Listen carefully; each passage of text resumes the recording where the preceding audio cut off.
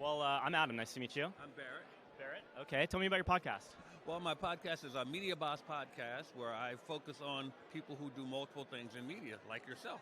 And what I do is I show the audience that they should be using more media to promote themselves, not just podcasting, but video, books, film, live streaming. Because if you're not doing all forms of media, you're missing people.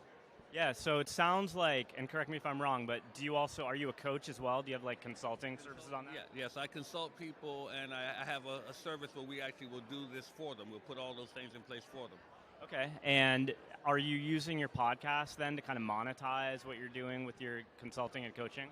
Yes, I am. I use my podcast to basically bring people into, first of all, understanding what is necessary to get out there, and then to introduce them to what I do, my challenges I do, and some of my services, to have them, hey, book a time with me so we can talk.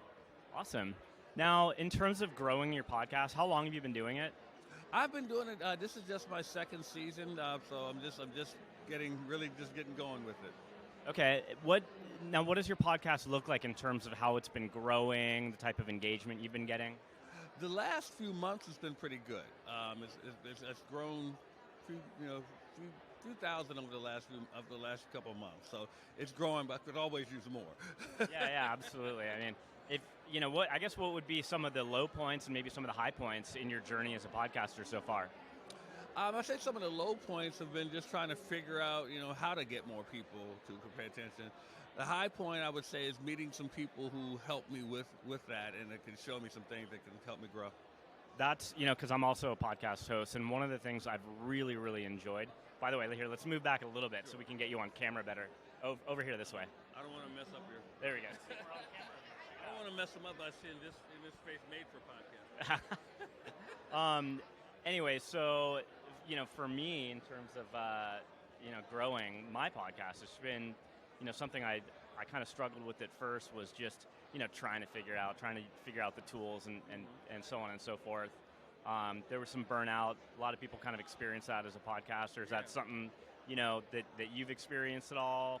I haven't experienced any burnout or anything, because it's fun to me, and I always say if it's not fun, you probably shouldn't be doing it, because I enjoy doing it. My background is in media, so it comes pretty natural for me, and I've got so many episodes recorded right now. I can take a little break if I need to.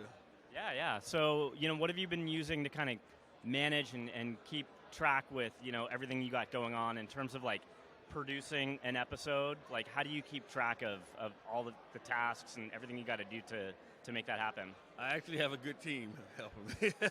I have a good team helping me, and they make it so that I can focus on getting clients while they take care of all the other stuff.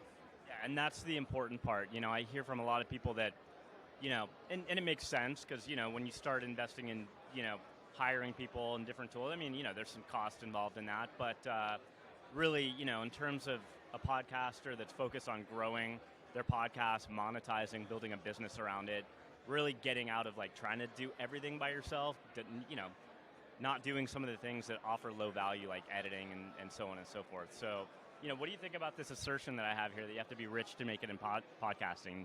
You believe in that? Only in knowledge. Rich in knowledge can help you, but you don't have to be rich monetarily to make it in podcasting. Yeah, that's a fantastic answer. I love that. Well, thank you for stopping by. We're going to have